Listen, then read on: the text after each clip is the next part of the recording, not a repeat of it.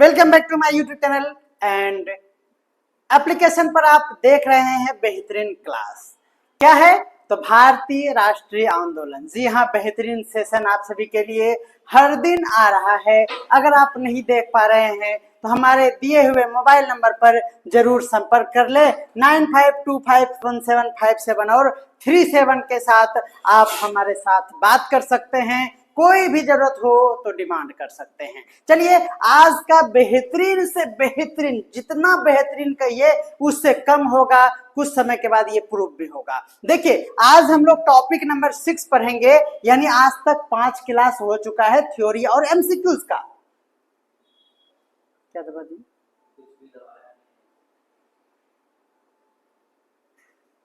Theories और MCQs का ध्यान में देना है।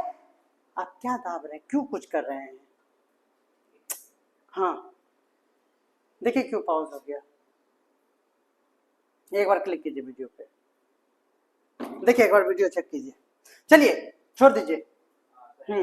देखिएगा, तो टॉपिक नंबर 6 है, यानी आज से पहले 5 क्लास हो चुका है। बेहतरीन 1 से 1.5 घंटे का लेंथ वाला क्लास आप लोगों को मिलता है। और जब मैं कल थ्योरी सेशन के बाद एमसीक्यूज करा रहा था तो काफी कंफ्यूजन था, हमें भी कंफ्यूज किया गया और हम भी डगमगा गए, लेकिन हम हार नहीं मानेंगे। क्यों? क्योंकि आज हम गवर्नर, वायसराय और गवर्नर जनरल का प्रथम क्या है और क्या है अंतिम, यानी कौन प्रथम है और कौन अंतिम वायसराय, गवर्नर और गवर्नर जनरल, बंगाल का गवर्नर, ये माथा खराब करने वाला टॉपिक आज कभी आज के बाद माथा खराब आपका नहीं करेगा, विश्वास कीजिए। चलिए शुरू करते हैं आज का ये बेहतरीन सेशन, और हमें भी खुशी होगा यदि आपका कंफ्यूजन हो जाएगा दूर। देखिएगा, सबसे पहले लॉर्ड क्लाइव का नाम आप सुने होंगे, आप मन में सोचिए, फिर हम बताएंगे आपको और फिर पता चलेगा कि क्या जानते थे और क्या हम सिखा रहे हैं।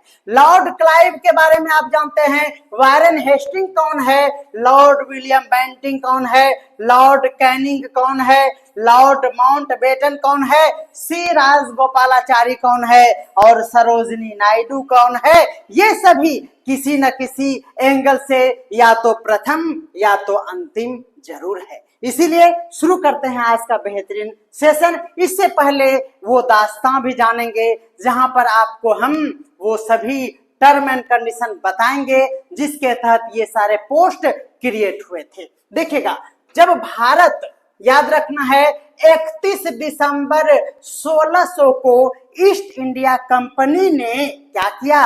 रानी एलिजाबेथ प्रथम से रॉयल चार्टर प्राप्त किया। ध्यान में रखना है, भारत पर जब ईस्ट इंडिया कंपनी की स्थापना होना था तो ईस्ट इंडिया कंपनी की स्थापना के लिए ब्रिटेन की महारानी एलिजाबेथ प्रथम से एक अधिनियम, क्या था अधिनियम, क्या एक आदेश था, क्या था वो? कहलाता था उस समय रॉयल चार्टर। ध्यान में रखिएगा, ये ना ही एक्ट है ना ही कोई भी कानून है, ये क्या था? तो रॉयल चार्टर प्राप्त किया। अब चलिए, रॉयल चार्टर क्या होता है? यह एक आधिकारिक दस्तावेज है, ऑफिशियल डॉक्यूमेंट्स होता है, जो कि ब्रिटिश सम्राट यानी किंग बोले या फिर क्वीन द्वारा किसी संस्था, कंपनी या फिर संगठन को विशेष अधिकार देता है या फिर उसे किसी तरह का दर्जा प्रदान करता है। यह क्या है? एक ऑफिशियल डॉक्यूमेंट्स है, लिखित दस्तावेज है। ये बातें पहले जान लीजिए। यानी जब कंपनी की स्थापना 31 दिसंबर 1600 ईस्वी को होना था तो महारानी एलिजाबेथ ने आदेश दिया, उसी आदेश को हम क्या कहेंगे? तो चार्टर कहेंगे। क्या कहेंगे? चार्टर, जिसको रॉयल चार्टर के नाम से हम लोग जानते हैं। यह क्या है आप समझ चुके हैं। तो ये प्राप्त करके उन्होंने 1600 ईस्वी में क्या किया? तो ईस्ट इंडिया कंपनी की स्थापना कर दिया। सन 1600 में ब्रिटेन की महारानी एलिजाबेथ प्रथम, क्वीन एलिजाबेथ वन ने ईस्ट इंडिया कंपनी को रॉयल चार्टर दिया। इसका मतलब आप अच्छे से ये बातें समझ पाए होंगे। उसके बाद देखिए, भारत में उसने ब्रिटिश गवर्नर जनरल और वायसराय के माध्यम से नियंत्रण स्थापित किया। ठीक है। जब 1600 ईस्वी में ईस्ट इंडिया कंपनी की स्थापना हुई तो उस समय रॉयल चार्टर के तहत, ध्यान में रखना है, रॉयल चार्टर के तहत यहाँ पर शासन करने के लिए कंपनी को आदेश दिया। और शासन करने के दौरान क्या किया, तो उन्होंने 2 पोस्ट क्रिएट किया।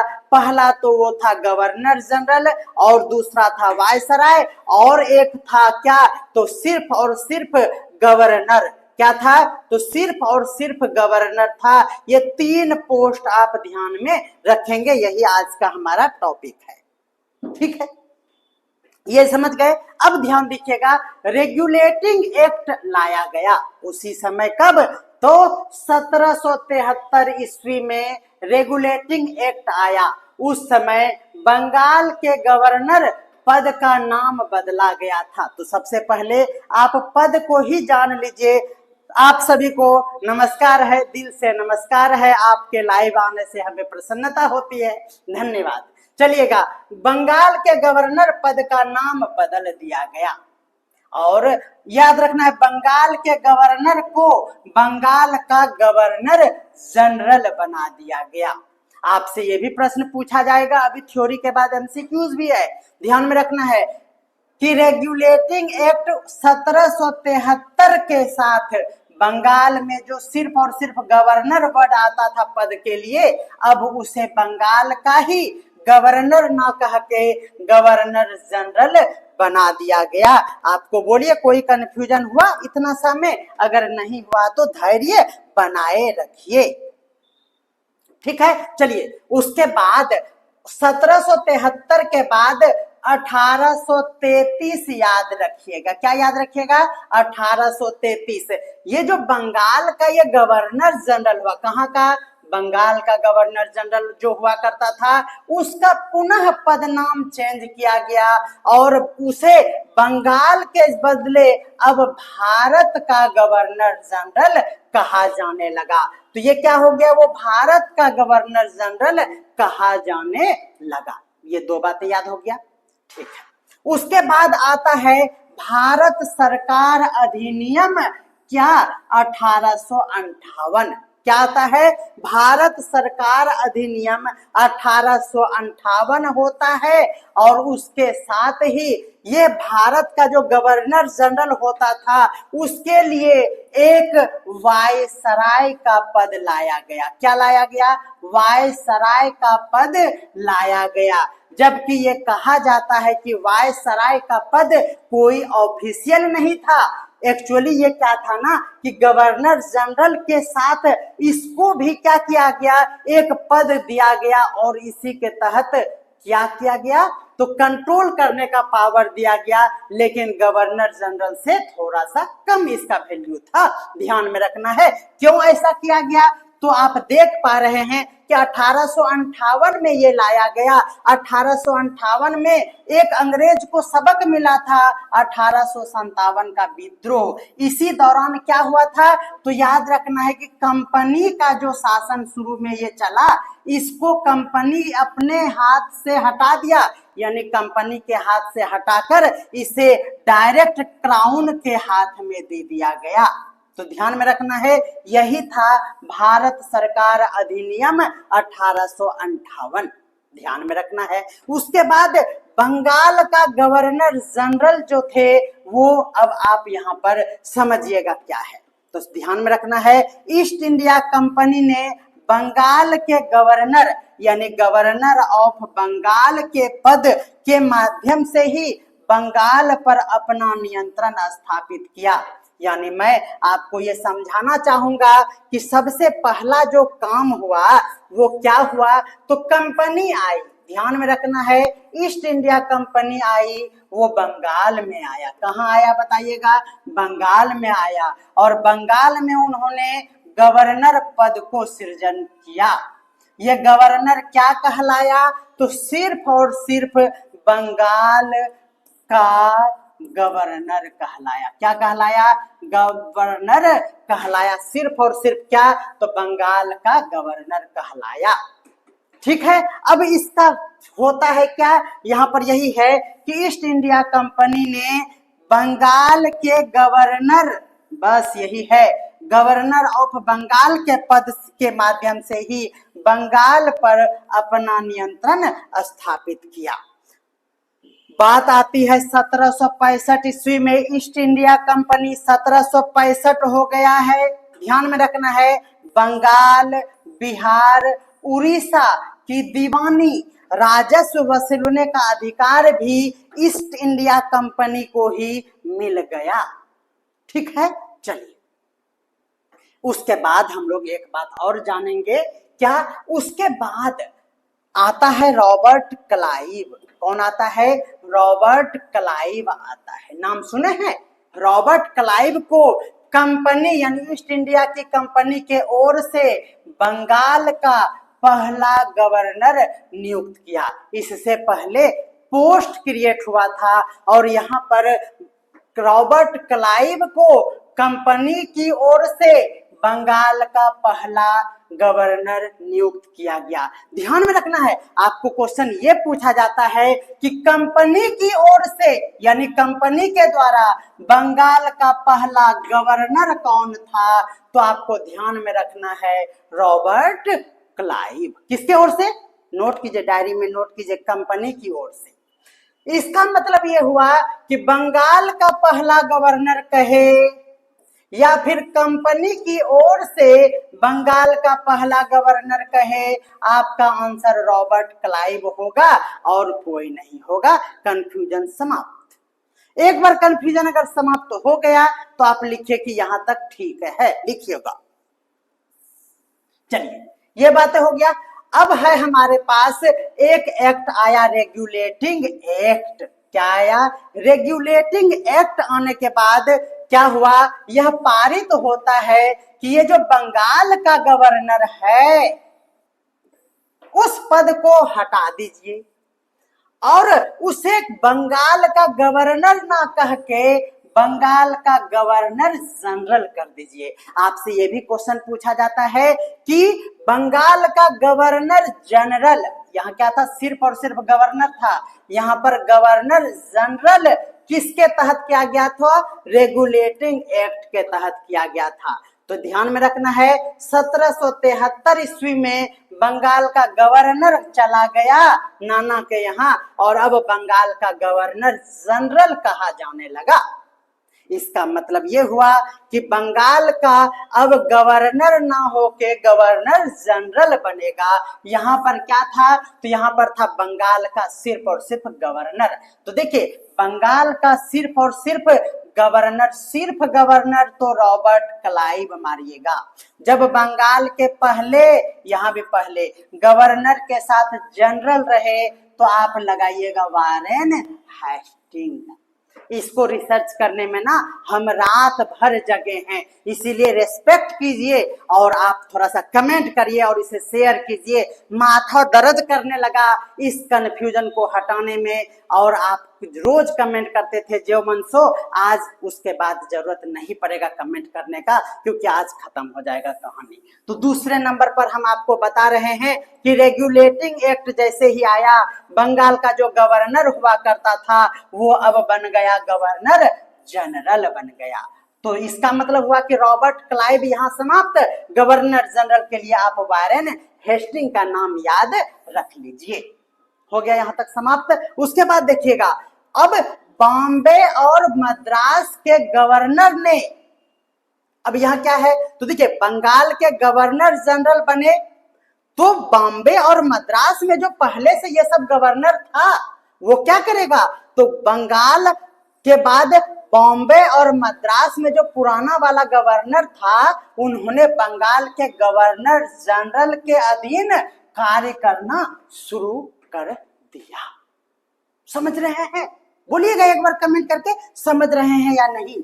आपको हम बता रहे हैं बार बार इस चीज को कि बंगाल का जब गवर्नर जनरल बना तो उस समय बंगाल के साथ साथ अलग अलग हिस्से में, बॉम्बे में, मद्रास में भी चल रहा था कौन पद? तो बंगाल का गवर्नर चल रहा था और यहाँ तो गवर्नर जनरल हो गया। तो ये गरीब आदमी क्या करेगा? तो बंगाल के गवर्नर के अधीन ही काम करेगा। ये हो गया कहानी खत्म। रेगुलेटिंग एक्ट यहाँ तक काम करता है। उसके बाद आ गया सन कब, तो 1833 ईस्वी। उस समय आया चार्टर एक्ट। क्या आया, चार्टर एक्ट आता है। और ये जो बंगाल का गवर्नर जनरल था, इसको बोलता है तू अब पद हट जा।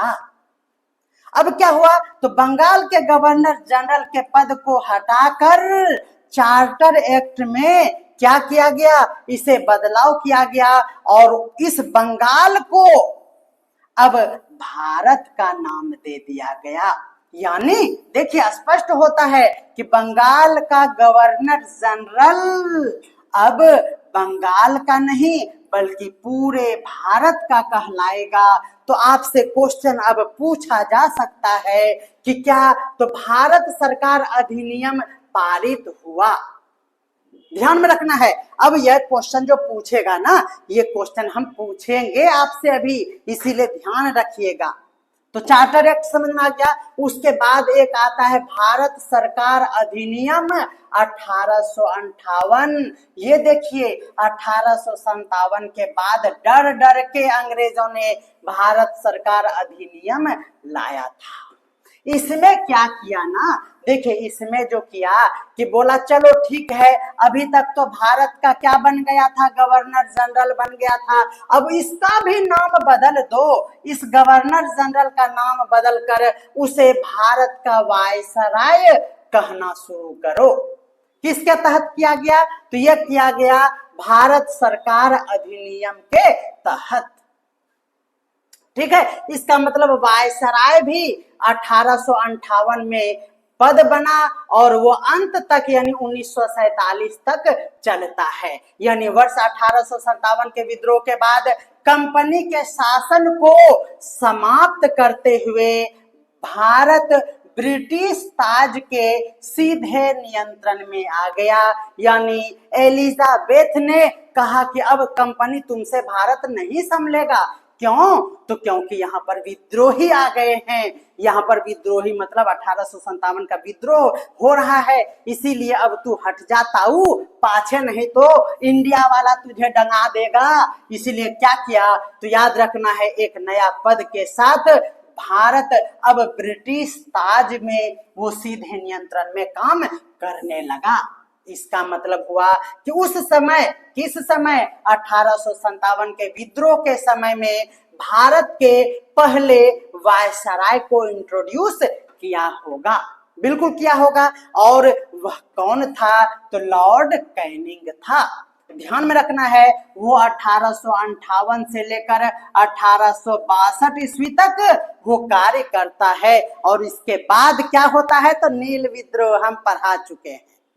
ठीक है, यहां तक बात स्पष्ट हो गया। उसके बाद ये वायसराय का पद तो 1947 तक चला है। इसका मतलब यहाँ पर अब कोई पद नहीं आया। तो 15 अगस्त 1947 को भारत और पाकिस्तान को जब आजादी मिला, उसके बाद इस वायसराय जो पद यहाँ तक था, इसको फिर से समाप्त कर दिया गया।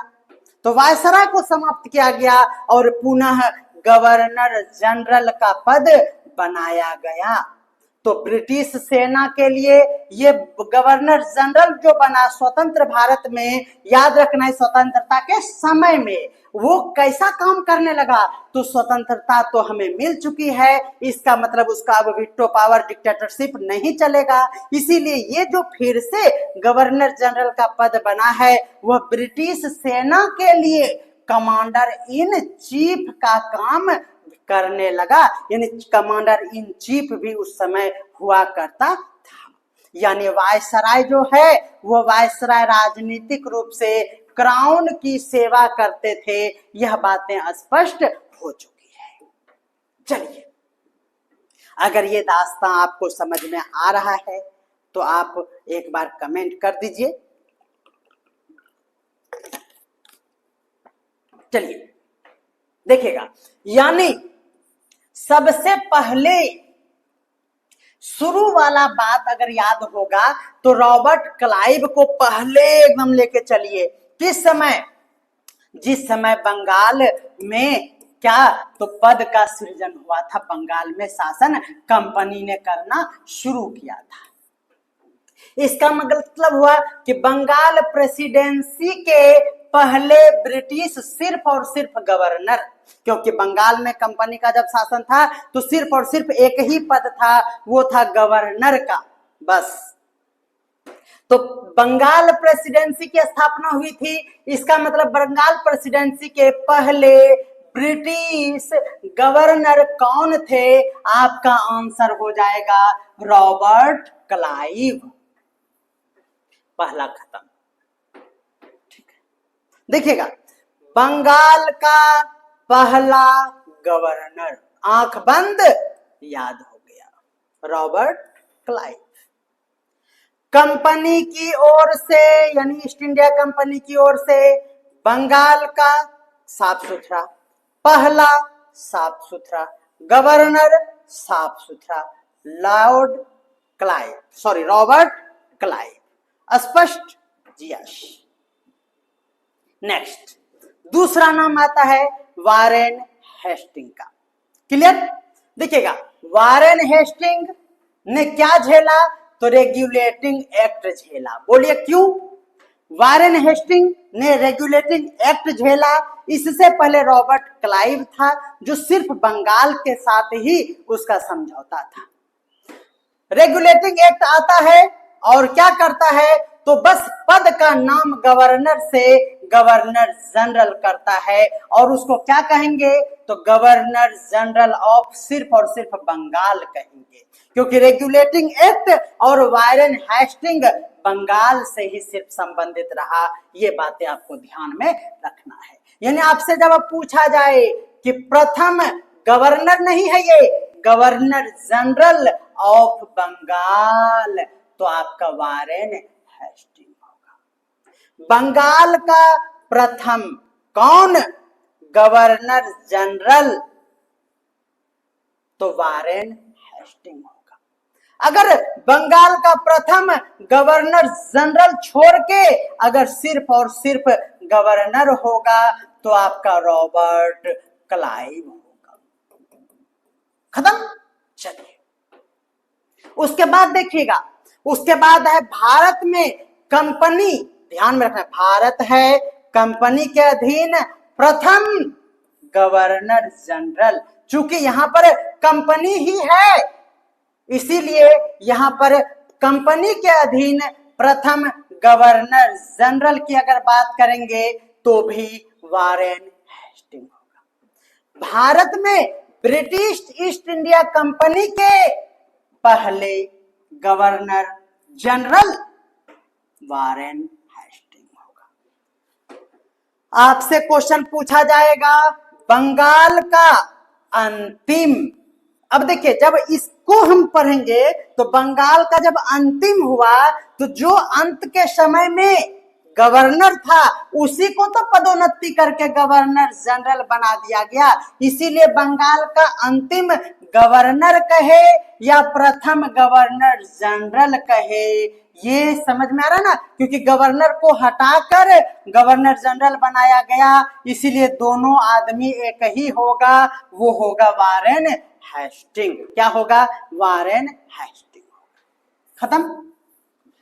वारेन हेस्टिंग को गवर्नर से पदोन्नति करके नया गवर्नर जनरल बनाया गया था। ये बुक में लिखा हुआ है, इसीलिए कोई कंफ्यूजन नहीं है। बोलिए, देखिए, वारेन हेस्टिंग को ही गवर्नर से पदोन्नति करके गवर्नर जनरल बनाया गया, यानी ये अंतिम गवर्नर भी है और प्रथम गवर्नर जनरल भी है।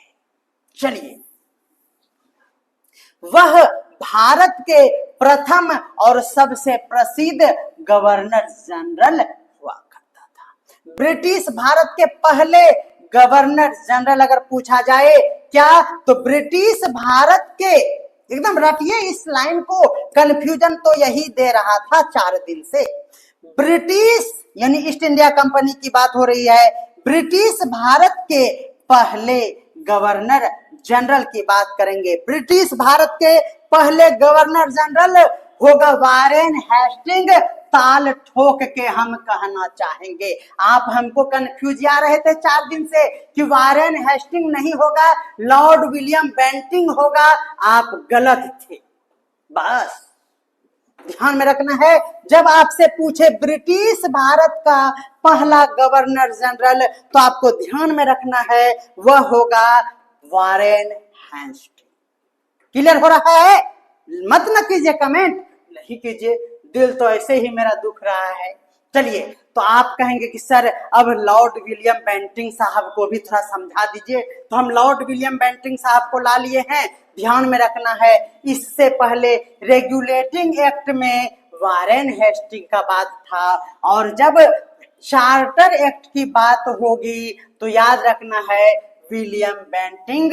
चार्टर एक्ट 1833, क्योंकि इसका शासनकाल था 1828 से 1835, तो चार्टर एक्ट के तहत जो बदलाव हुआ था उसके कारण बेंटिंग का यहाँ पर नाम आता है। इसका मतलब ये हुआ कि 1834 और 1835 तक भारत के पहले गवर्नर जनरल के रूप में इन्होंने काम किया। दोनों में अंतर समझिएगा। जब आपसे कहे भारत के पहले गवर्नर जनरल पहला, और दूसरा बोलेगा ब्रिटिश भारत के पहले गवर्नर जनरल। दो बातें कहेगा बार बार। जब भारत के कहे तो मारना है विलियम बेंटिंग, अगर ब्रिटिश भारत के कहे तो आपको क्या करना है, तो आपको ध्यान में रखना है वारेन हेस्टिंग का नाम। अगर इसको आप नहीं समझ पा रहे हैं, इसका मतलब बहुत दुख की बात है। चलिए, समझ में आ गया? यानी प्रथम गवर्नर जनरल ऑफ इंडिया कहे, सिर्फ और सिर्फ भारत कहे, तब आपको लॉर्ड विलियम बेंटिंग कहना है। भारत का सिर्फ कहे पहला गवर्नर जनरल, तो लॉर्ड विलियम बेंटिंग कहना है। संपूर्ण भारत का कहे तो भी लॉर्ड विलियम बेंटिंग करना है। जब ब्रिटिश लगा दे तब आपको क्या करना है, वारेन हेस्टिंग कहना है। ध्यान में आपको रखना है। उसके बाद नाम आता है लॉर्ड कैनिंग का भी। लॉर्ड कैनिंग 1858, याद रखना है भारत सरकार अधिनियम। क्या याद रखना है? भारत सरकार अधिनियम 1857 का लात जूता खाने के बाद। तो भारत सरकार अधिनियम 1858 के कारण ही ये फिर से चेंजिंग आया, और जो हुआ वो क्या हुआ तो हमने अभी बताया था कि गवर्नर जनरल का पद को हटाकर उसे वायसराय कहा गया। इसका मतलब हुआ कि प्रथम वायसराय ऑफ इंडिया बोले तो आपको लॉर्ड कैनिंग कहना है। कंपनी के द्वारा नियुक्त अंतिम गवर्नर जनरल कहे तो बोलिए अंतिम इसीलिए क्योंकि इसी गवर्नर जनरल को हटा के वायसराय को सटा दिया गया। इसीलिए आपको जब अंतिम कहे गवर्नर जनरल कंपनी का तो याद रखना है लॉर्ड कैनिंग, क्योंकि कंपनी का ही याद रखना है आपका विलियम बेंटिंग को हटाया गया। और भी बहुत आदमी आया क्योंकि 1858 तक पहुंच चुके हैं। यानी ब्रिटिश के अधीन भारत का, ब्रिटिश के अधीन प्रथम वायसराय बोले या फिर वायसराय में कोई कंफ्यूजन नहीं होता है। ब्रिटिश के अधीन भारत का प्रथम वायसराय कहे तो प्रथम वायसराय में और अंतिम गवर्नर जनरल में कोई बात नहीं है, लॉर्ड कैनिंग ही आपका सही आंसर होगा। हम आपसे हाथ जोड़ के रिक्वेस्ट करेंगे कि आप इसे एक बार जरूर फिर से देखिएगा। जब ये वीडियो खत्म होगा फिर से चलाइएगा इसको। चलिए उसके बाद ये 1858 के बाद सीधा चले आते हैं 1947 तक। इसमें पद में कोई बदलाव नहीं हुआ था। तो 1947 की बात करेंगे तो लॉर्ड माउंटबेटन आजादी के समय में याद रखना है वायसराय हुआ करता था, क्योंकि यहाँ पर वायसराय का पद अंत तक बना रहा था। तो वायसराय जो है वह 1947 में से 1948 तक रहा था। तो ब्रिटिश कालीन भारत का अंतिम कौन होगा? तो वायसराय थे, तो वायसराय होगा। और स्वतंत्र भारत का प्रथम, फिर से ये वायसराय पद को हटा दिया गया, क्योंकि जब आजादी हो गया, स्वतंत्रता हो गई, तो स्वतंत्र भारत का प्रथम गवर्नर जनरल, या यूं कहें कि अंग्रेज गवर्नर जनरल, इसको क्या कहेंगे? अंग्रेज गवर्नर। ये वायसराय को पुनः गवर्नर जनरल कहा गया। तो अंग्रेज गवर्नर जनरल कहा जाए या स्वतंत्र भारत का प्रथम गवर्नर जनरल कहा जाए, दोनों में आपको लॉर्ड माउंटबेटन लगाना है, ठीक है ना। जब शुद्ध रूप से भारतीय कहे, यानी भारतीय ना कहे, सिर्फ और सिर्फ प्रथम गवर्नर जनरल कहे, तो भी आपको माउंटबेटन मारना है। क्या मारना है? बेटन मारना है। लेकिन जब शुद्ध रूप से भारतीय कह दे, तब आपको सी राजगोपालाचारी कहना है। स्वतंत्र भारत के प्रथम गवर्नर जनरल बात करें तो स्वतंत्र भारत के प्रथम गवर्नर जनरल लॉर्ड माउंटबेटन होगा। क्या होगा? लॉर्ड माउंटबेटन होगा। लेकिन जब भारतीय गवर्नर जनरल बोले, तब भारतीय गवर्नर जनरल में सी राजगोपालाचारी होगा, ठीक है ना। और वही पद को फिर से हटा दिया गया, तो अंतिम में सी राजगोपालाचारी भी अंतिम थे और स्वतंत्र भारत का प्रथम भी था भारतीय। तो इस तरह से समाप्त हो जाता है ये टॉपिक। चलिए अब हम लोग, याद रखना है आपको, एक नाम और कंफ्यूज करता है, वो है सरोजनी नायडू। इसके भी नाम में महिला गवर्नर लगा हुआ है, लेकिन ये क्या है? तो ये है हमारा राज्य का गवर्नर। क्या है ये? राज्य का गवर्नर है, ये अंग्रेज का गवर्नर जनरल नहीं है। तो सरोजनी नायडू उत्तर प्रदेश की गवर्नर जनरल बनी थी, जो प्रथम महिला गवर्नर थी। क्या थी? गवर्नर थी। ये बातें आपको ध्यान में रखना है। उम्मीद करते हैं कि आप अच्छे से समझ चुके होंगे। अब आपको हम लगातार रैपिड फायर मॉक टेस्ट कराएंगे। बेहतरीन, कोई दिक्कत है?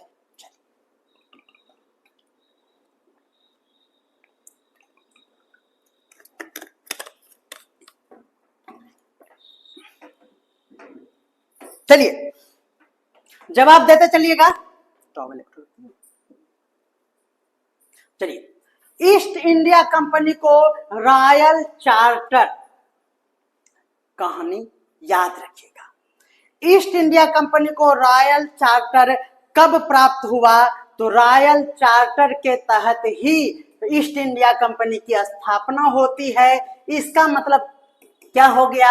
1600 ईस्वी आपका बिल्कुल सही जवाब हो जाएगा, ठीक है। चलिए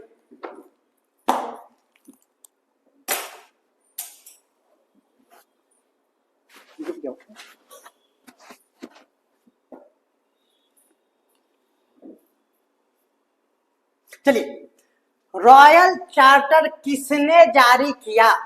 कहानी आपको याद है। रॉयल चार्टर क्वीन एलिजाबेथ प्रथम ने जारी किया होगा, बिल्कुल।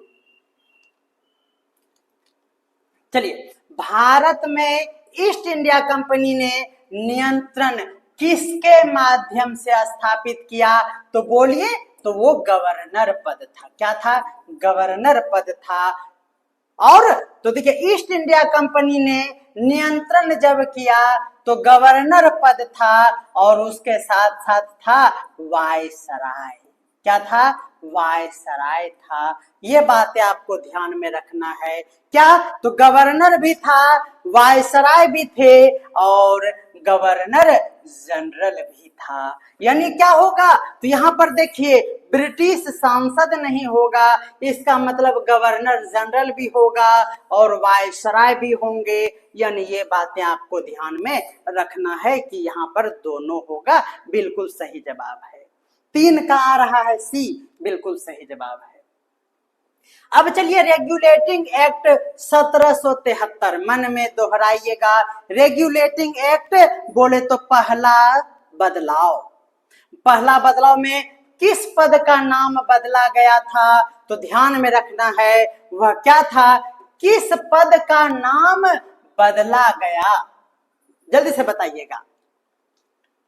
रेगुलेटिंग एक्ट जब आया था तो आपको ध्यान में होगा कि वो बंगाल का गवर्नर जनरल का पद का नाम बदला गया था। याद रखना है आप सभी को, अभी जस्ट बताए हैं बंगाल का गवर्नर जनरल को बना दिया गया भारत का गवर्नर जनरल। क्या हो गया? इस बंगाल के गवर्नर को बना दिया गया भारत का गवर्नर जनरल, रेगुलेटिंग एक्ट 1773 के कारण। चलिए चार्टर एक्ट 1833 के अनुसार नया पद नाम क्या था? देखिए 1833 पे आ चुके हैं तो ध्यान में रखना है नया पद का नाम जो आया वह था भारत का गवर्नर जनरल। चलिए अगर आपसे हम पूछना चाहेंगे इस क्वेश्चन में कि भारत का वायसराय कब हुआ, तो आपको पता चल गया है भारत सरकार अधिनियम 1858। चलिए नेक्स्ट देखिएगा। भारत सरकार अधिनियम 1858 के बाद गवर्नर जनरल के पद का नाम वायसराय कर दिया गया। बंगाल का पहला गवर्नर कौन था? तो रॉबर्ट क्लाइव। बंगाल के पहले गवर्नर जनरल कौन थे? तो वारेन हेस्टिंग। चार्टर एक्ट 1833 के बाद पहला गवर्नर जनरल कौन बना? चार्टर एक्ट के बाद भारत का पहला गवर्नर जनरल जो बना वो लॉर्ड बेंटिंग बना था। कोई दिक्कत नहीं है। चलिए भारत का प्रथम वायसराय कौन हुआ? तो लॉर्ड कैनिंग हुआ। बंगाल प्रेसिडेंसी के पहले ब्रिटिश गवर्नर, कंफ्यूजन नहीं होना चाहिए, शुरू में बंगाल प्रेसिडेंसी था और सिर्फ गवर्नर है तो वो रॉबर्ट क्लाइव में जाएगा। बंगाल है, आंख बंद करके रॉबर्ट क्लाइव जाएगा। कंपनी की ओर से बंगाल का गवर्नर है, आंख बंद करके रॉबर्ट क्लाइव जाएगा। प्रथम गवर्नर जनरल ऑफ जब बंगाल कहा जाए तो वारेन हेस्टिंग जाएगा। बंगाल का और नाम बदल चुका है तो दूसरे नंबर में वारेन हेस्टिंग आएगा। बंगाल का प्रथम गवर्नर जनरल नाम बदल चुका है, हेस्टिंग आएगा। भारत के में कंपनी के अधीन प्रथम गवर्नर जनरल कंपनी के अधीन जब हो गया तो हेस्टिंग आएगा। भारत में ब्रिटिश इंडिया कंपनी के पहले गवर्नर जनरल कंपनी आ गया, हेस्टिंग जाएगा। बंगाल का अंतिम गवर्नर, जब अंतिम गवर्नर को हटा दिया गया और उसी को अंतिम बोलेंगे या फिर उसी को प्रथम गवर्नर जनरल बोलेंगे, गवर्नर जनरल बोलेंगे, वारेन हेस्टिंग होगा। गवर्नर के पदोन्नत होकर पहला गवर्नर बनने वाला वारेन हेस्टिंग ही था। प्रथम भारत का प्रथम और सबसे प्रसिद्ध गवर्नर भी वारेन हेस्टिंग ही था। सरोजिनी नायडू उत्तर प्रदेश के भारत के गवर्नर हुआ करती थी, जो कि राज्यपाल कहलाता है। अब भारत में ईस्ट इंडिया कंपनी ने नियंत्रण किसके माध्यम से किया? तो ध्यान में रखना है क्या होगा, तो याद रखना है आपको गवर्नर जनरल और वायसराय, यानी दोनों यहाँ पर ऑप्शन, इस तरह के क्वेश्चन नहीं पूछेंगे लेकिन ध्यान में रखना है। प्रथम भारतीय महिला गवर्नर, तो गवर्नर भारतीय महिला होगी तो वो सरोजनी नायडू ही होगी। भारत सरकार अधिनियम के तहत गवर्नर जनरल का नाम बदलकर वायसराय कर दिया था। चार्टर एक्ट 1833 के अनुसार पद का नया नाम जो आया था वह भारत के लिए चार्टर एक्ट के तहत बंगाल को हटाकर भारत किया गया था और भारत का गवर्नर जनरल हुआ करता था। 1834-35 में याद होगा आपको, भारत का पहला governor general lord William Bentinck होगा। रटिएगा आज एकदम बेहतरीन तरीके से। प्रथम गवर्नर जनरल ऑफ इंडिया जब कहे तो आपको बैटिंग करना है इंडिया, याद रखना है। प्रथम गवर्नर जनरल ऑफ पूरे भारत का, बैंटिंग ध्यान में रखना है। संपूर्ण भारत का या पूरे भारत का बात करें तो बैंटिंग याद रखना है। कंपनी द्वारा नियुक्त अंतिम गवर्नर जनरल कौन होगा? तो देखिए, कंपनी का अंत करके ब्रिटिश का बना था, तो याद रखना है अंतिम गवर्नर जनरल लॉर्ड कैनिंग होगा। ब्रिटिश के अधीन भारत का पहला वायसराय होगा, कौन होगा? तो याद रखना है लॉर्ड कैनिंग ही होगा, प्रथम वायसराय और अंतिम गवर्नर जनरल। ब्रिटिश कालीन भारत का अंतिम वायसराय बोलिए तो अंत हुआ था वायसराय का लॉर्ड माउंटबेटन आजादी के समय। नेक्स्ट देखिएगा, स्वतंत्र भारत का प्रथम गवर्नर जनरल बोलेंगे। जब स्वतंत्र भारत का सिर्फ बोले तो आपको क्या याद रखना है, यहां पर भारतीय नहीं बोला है, सिर्फ स्वतंत्र भारत का प्रथम गवर्नर जनरल बोले तो आपको क्या याद रखना है, लॉर्ड माउंटबेटन याद रखना है। सी राजगोपालाचारी भारतीय थे, ये भारतीय यहां पर नहीं लिखा है, स्वतंत्र भारत का सिर्फ लिखा है। स्वतंत्र भारत का अंतिम गवर्नर जनरल बोले तो बोलिए स्वतंत्र हो गया, और गवर्नर जनरल का अंतिम बोल दे तो ध्यान में रखना है क्या होगा, स्वतंत्र भारत का अंतिम गवर्नर जनरल बोला जाए तो याद रखना है क्या होगा, अंतिम। याद रखना स्वतंत्र भारत में अंतिम जो था वो नहीं था, प्रथम भले लॉर्ड माउंटबेटन था लेकिन जब अंत हुआ था तो वहां सी राजगोपालाचारी थी जो भारतीय भी थी और अंतिम भी थी, ध्यान में रखना है।